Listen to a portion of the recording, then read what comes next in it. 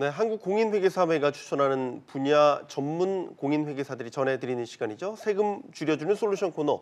절세미남, 절세미녀 시즌2 김우택 회계사 나오셨습니다. 안녕하십니까? 어서 오세요. 네, 안녕하세요. 세무실무 교육 전문가 김우택 회계사입니다. 네. 자, 오늘 이제 연말정산 관련해서 두 번째 시간인데 오늘은 주택과 관련된 연말정산 내용인데요. 주제부터 함께 확인해 보도록 하죠.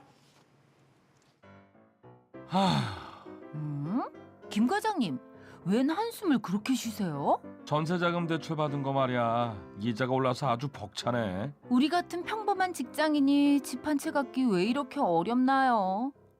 그나저나 주택담보대출 이자 갚는 거 연말정산 때 소득공제 받는 거 아시죠? 휴, 근데 그게 난 회사에서 지원받았잖아. 그래서 소득공제가 안 된다네. 어머, 그래요?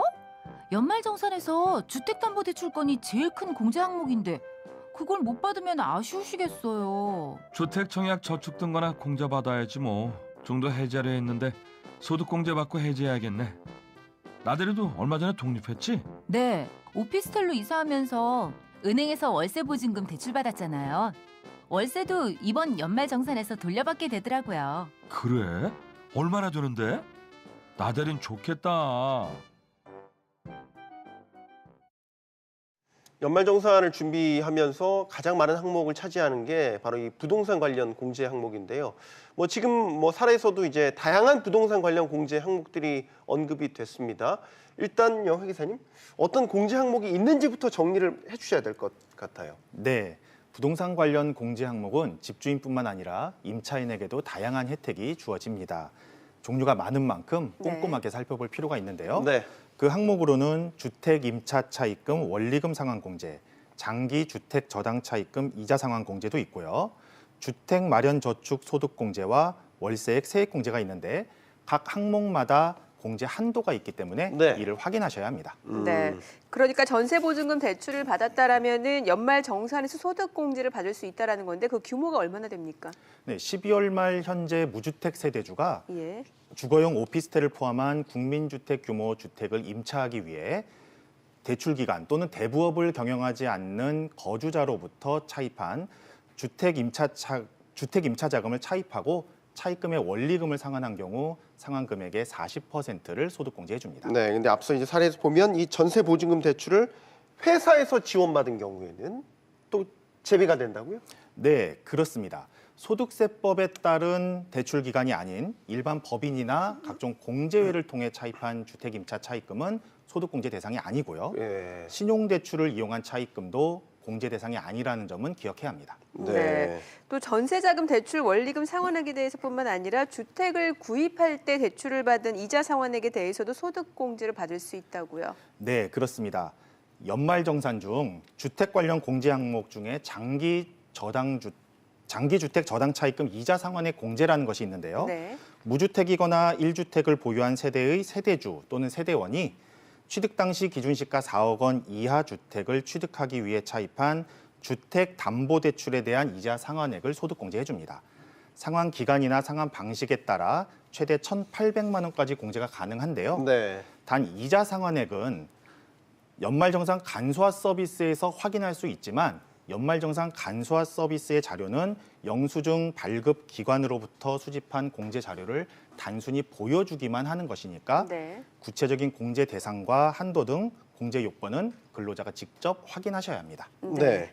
요즘은 이제 공동 명의로도 주택을 취득하는 경우가 많기 때문에 만약에 공동 명의인 경우 누가 공제를 받아야 됩니까?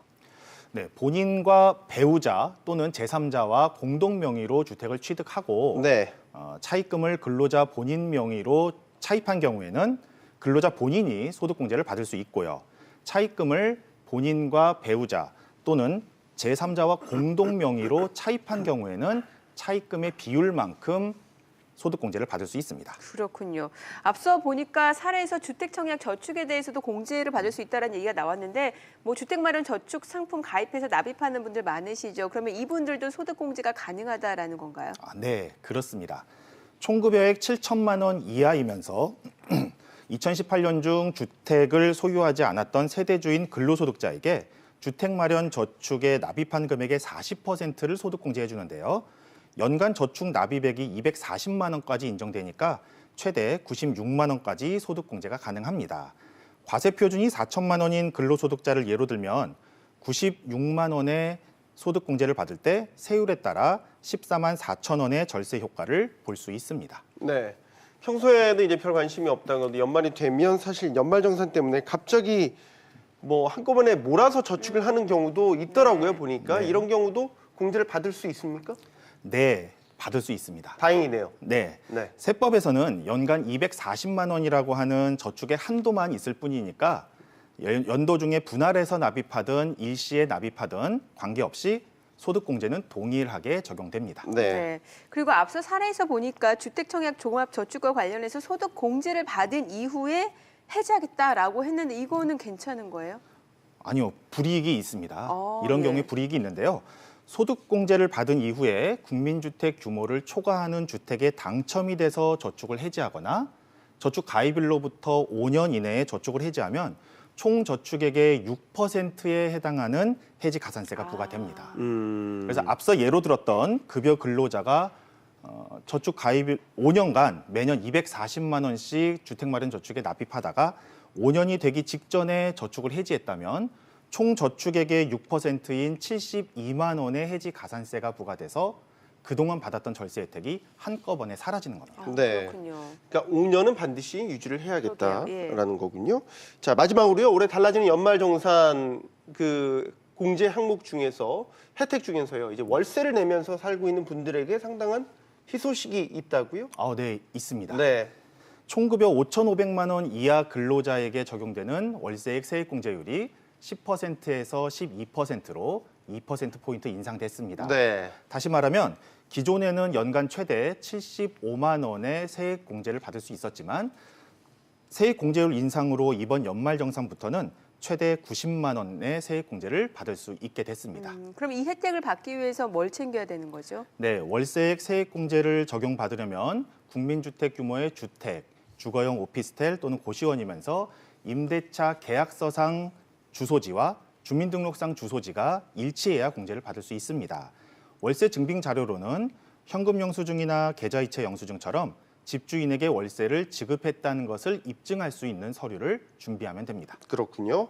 자, 마지막으로 주택 관련 연말정산과 관련해서 절세 전략 정리를 해주시겠습니까? 네, 오늘 소개해드린 주택 관련 연말정산 중에서 눈여겨볼 사항은 첫째, 전세자금, 월세보증금 마련을 위해 차입한 차입금은 원리금 상환액의 40%까지 소득공제가 됩니다.